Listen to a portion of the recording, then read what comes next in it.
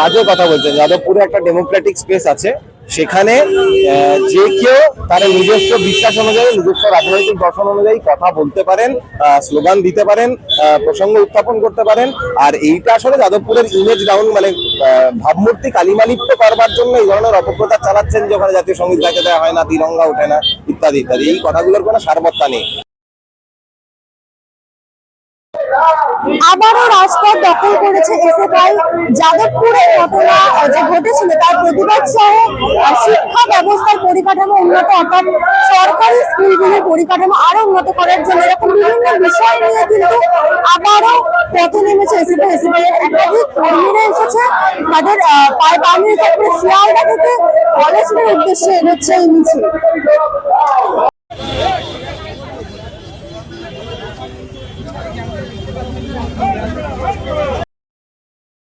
वो जान से प्यारी आजादी, वो प्यारी प्यारी आजादी, वो फूलों वाली आजादी, वो महकी महकी आजादी। तुम कुछ भी कर लो आजादी, तुम गोली चला लो आजादी, तुम जेल में डाल लो आजादी, तुम डंडे मारो आजादी, हम नहीं रुकेंगे आजादी, हम नहीं झुकेंगे आजादी। वो भूखमरी से आजादी, वो फसीबाद से जो आरएसएस से, जो आरएसएस से, जो आरएसएस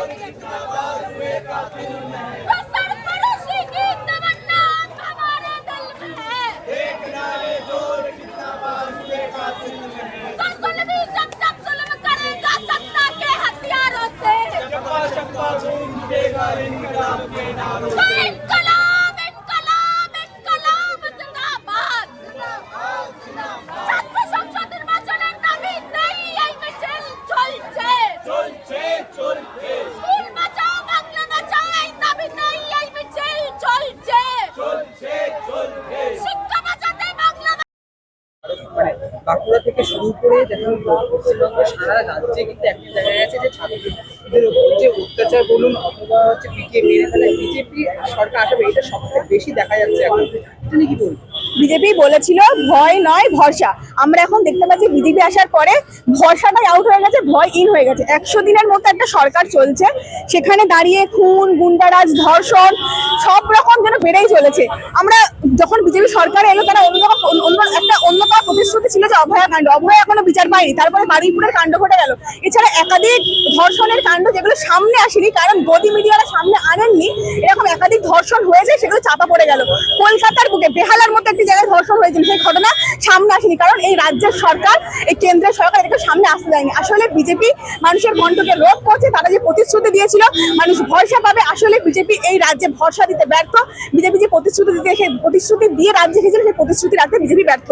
দেখা গেছে যাদবপুরে যে ঘটনা হয়েছে, সেই ঘটনার পরে রাজ্যের মুখ্যমন্ত্রী তিনি বলছেন যাদবপুরে নাকি দেশদ্রোহিতা হয় এবং যাদবপুরে নাকি জাতীয় সঙ্গীত গাইতে দেওয়া হয় না, এবং সেখানে নাকি বন্দে মাতরম যেটা আছে জাতীয় সঙ্গীত এবং তার সঙ্গে হচ্ছে জাতীয় ফ্ল্যাগ, সেই ফ্ল্যাগও নাকি তুলতে দেওয়া হয় না। দেখুন, আজকে আমাদের কিছু কমরেড পোস্ট করেছেন যাদবপুরে জাতীয় পতাকা উঠেছে, সেই উত্তোলন হয়েছে, সেই পোস্ট আছে।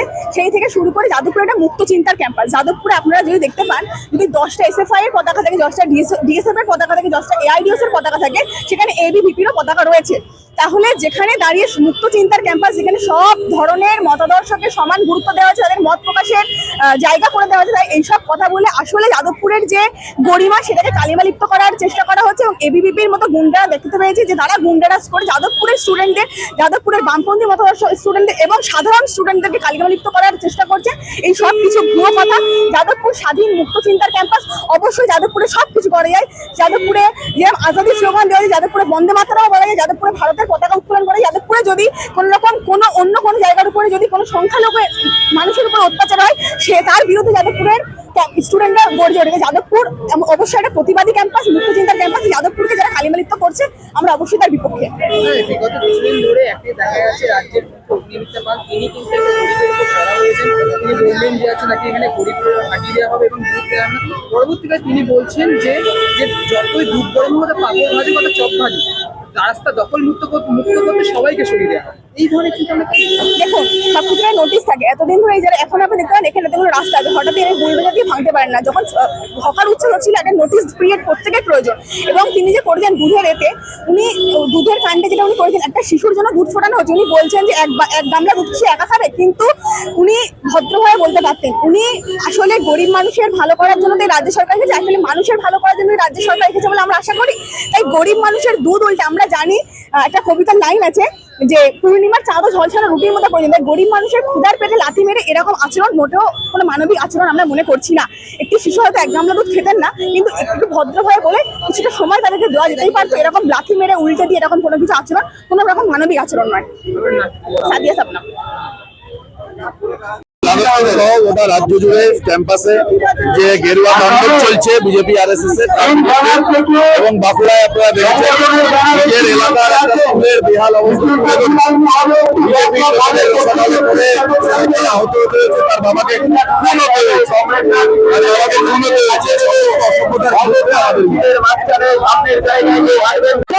ছাত্রদের উপর এবং সার্বিকভাবে এই পশ্চিমবাংলার আম জনগণের উপর যে বর্বরচিত আক্রমণ, সেই আক্রমণের বিরুদ্ধে দাঁড়িয়ে একদম চৌঠামের পর থেকে একেবারে জেনজির মুভমেন্ট বলে এবং সার্বিকভাবে সেই আন্দোলনকে কেন্দ্র করে একটা বাচ্চা ছেলে তার শিক্ষার অধিকারের জন্য লড়াই করছিল বলে তার বাবাকে পিটিয়ে মেরে দেওয়া হলো। তাকে যখন কম্পেনসেট করতে চেয়েছে সে বলেছে আমি চাই ওই টাকায় একটা বিশ্বমানের স্কুল তৈরি হোক। এটাই আসলে আমাদের পশ্চিমবাংলা ধর্মের নামে জাতের নামে যে বিভাজন করতে চাইছে, বা যাদবপুর বিশ্ববিদ্যালয়ের মতো মুক্ত চিন্তার পরিসরে যে বেয়াদপি, যে গুন্ডাগিরি আরএসএস বিজেপি করতে চাইছে, সেইটা আসলে পশ্চিমবাংলার চিত্র না।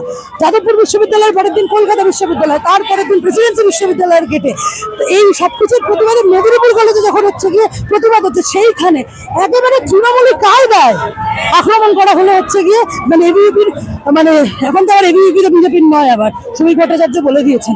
মুশকিল হচ্ছে যে কোনো স্ট্যান্ডে ঠিক থাকে পাচ্ছেন না। মানে সভাপতি, মানে বিজেপির সভাপতি বাবা হয়ে মাথার উপর থেকে ছাতা করে নিচ্ছে এবিভিপি, সর্বরী মুখার্জি মা হয়ে হচ্ছে আগলাচ্ছে। এদিকে যাদবপুর বিশ্ববিদ্যালয়ের একটা ইউটিউব যাদবপুর বিধানসভায় পড়ে না, সেটা ওনারা জানেন না। এগুলো তো বিচারিতা দিনের পর দিন।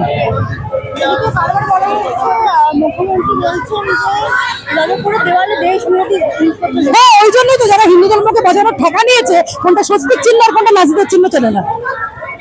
মানে আমরা হিটলারের বিরোধিতা করছি, গায়ে লাগছে আরএসএস এর বিজেপি।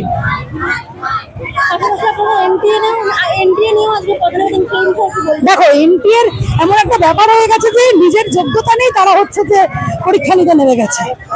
নেটের পরীক্ষা ক্যান্সেল করেছে 3টে, এবার সোশিওলজি, কমার্স আর ইংলিশ। তাহলে এরা যে এতদিনের প্রিপারেশনটা নিল, সেই প্রিপারেশনের কোনো দাম নেই। এই মানে বিচারিতাই ছ্যাবলামি ছাত্রদের জীবন নিয়ে দিনের পর দিন চলবে, এবং ছাত্র সমাজের প্রতিনিধি আমাদের সেটা মেনে নিতে হবে।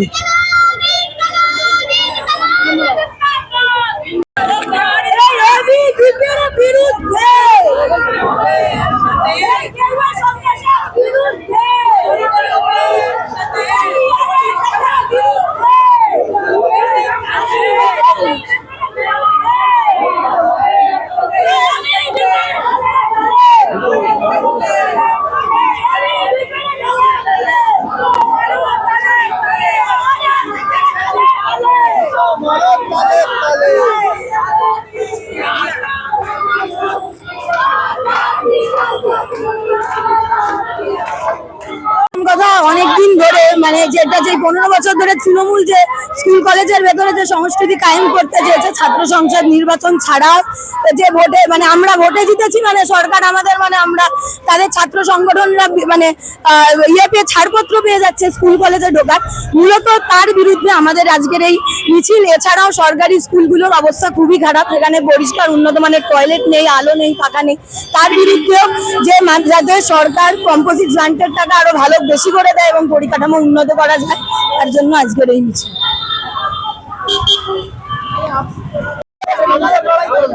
হ্যাঁ, এসএফআই সারা রাজ্যের সারা দেশের মানুষের কাছে রেখেছে। যদি দেশের সরকারের প্রয়োজন হয় তাহলে আমরা পাঠিয়ে দেবো, আর যদি ওরা মনে করে যে আমরা ভালোভাবে চালাতে পারবো, ওরা সরকার ছেড়ে দিক, আমরা চালাচ্ছি, কি অসুবিধা আছে? এখন ফেসে গেছে, এবিভিপির গুন্ডারা তাণ্ডব করেছে, এটা বাইরে আসার পর থেকে বিজেপি কোশ্চেন হচ্ছে গোটা রাজ্যে। সেই জন্য এখন পাল্টা ব্লেম গেম খেলার জন্য, দোষ চাপিয়ে দেওয়ার জন্য এসব ভুলভাল কথা বলে বেড়াচ্ছে। অন্যদিকে এবিভিপি বলছে যে আমরা জেএনইউ সোজা করেছি, আমরা হায়দ্রাবাদ সোজা করেছি, আমরা যাদবপুর। এই সোজা করা মানে কি রকম? জেএনইউ এর এখনো ইউনিয়ন বামপন্থীদেরই জেতা ইউনিয়ন, একেবারে নির্বাচিত ইউনিয়ন। হায়দ্রাবাদ সেন্ট্রাল ইউনিভার্সিটিতে এবিভিপি সাম্প্রতিকভাবে জিতেছে। এখন সোজা করা মানে কি? আমরা জেএনইউ দেখেছি বহিরাগত গুন্ডা বাহিনী দিয়ে ছাত্রছাত্রীদেরকে প্রহার করা হয়েছে, মারা হয়েছে। আমাদের সেই দৃশ্য এখনো মনে আছে, ঐশী ঘোষের গোটা মাথা ফেটে গেছিল, সেখানে ব্যান্ডেজ লাগানো ছিল। আমরা যাদবপুরে দেখলাম একই কায়দায় তাণ্ডব চালিয়েছে, আরো ভয়ঙ্কর ভাবে আগুন জ্বালিয়ে সেই আগুন ছুড়ে দেওয়ার চেষ্টা করেছে ছাত্রছাত্রীদের দিকে। তার মানে এই সোজা করা মানে প্রকাশ্যে একটা সন্ত্রাসবাদী কার্যকলাপ করার হুমকি দেওয়া হচ্ছে। আর এই হুমকি দেওয়ার পরে যে মুখ্যমন্ত্রী আন্দোলন করলে গুন্ডা দমন আইন লাগাবেন বলেন, সেই মুখ্যমন্ত্রী এই গুন্ডারা যারা রোজ এই হুমকি দিয়ে বেড়াচ্ছে, তার দলের বিধায়িকা যিনি একটা বিশ্ববিদ্যালয়ে সার্জিক্যাল স্ট্রাইক করবেন বলে হুমকি দিচ্ছেন, তাদের বিরুদ্ধে কোনো পদক্ষেপ করার মানে কথা ভাবতেও পারছেন না। এই মুহূর্তে আমি রয়েছি কলকাতা বিশ্ববিদ্যালয়ের সামনে, যে প্রতিবাদ মিছিল নিয়ে এসএফআই শিয়ালদহ থেকে কলেজের উদ্দেশ্যে আসছিলেন, সেই মিছিল এই কলকাতা বিশ্ববিদ্যালয়ের সামনে সমাপ্ত হলো। একেবারে শান্তিপূর্ণভাবে কিন্তু এই মিছিল হয়েছে। ক্যামেরা মহেন্দ্র সামন্তের রিপোর্ট, এই বেলা বাংলা, কলকাতা।